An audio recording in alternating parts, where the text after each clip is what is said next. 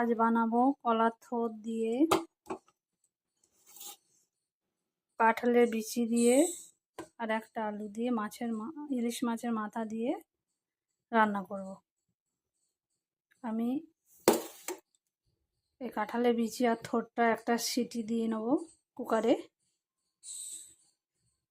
আর আমি ইলিশ মাছের মাথাটা ভেজে নেব। আর শুকনো লঙ্কা দেবো,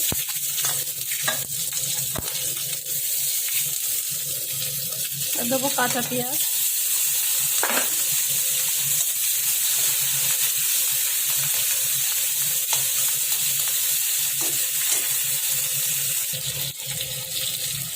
আমি লবণ আর হলুদটা দিয়ে দিলাম।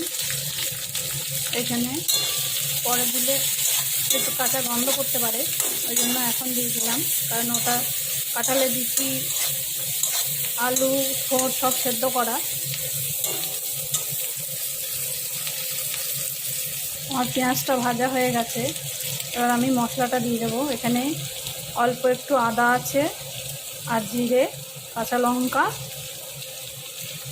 আর 2 কোয়া রসুন। এটা কাঁচা লঙ্কা দিয়েই করবো।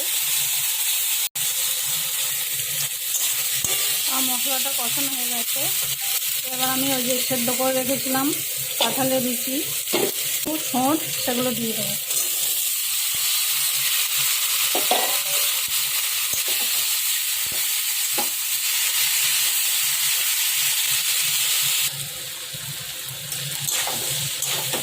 আর মশলাটা কষানো হয়ে গেছে,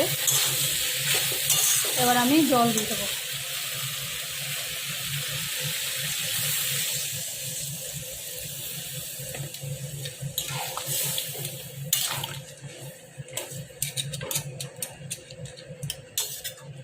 এবার আমি ঢেকে দেবো। এবার আমি একটু চিনি দিয়ে দেবো, যেহেতু থোর আছে।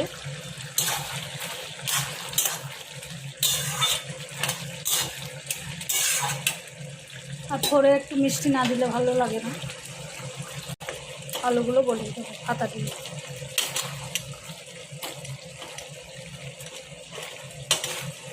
আর রান্নাটা হয়ে এসছে, এবার আমি নামিয়ে দেবো।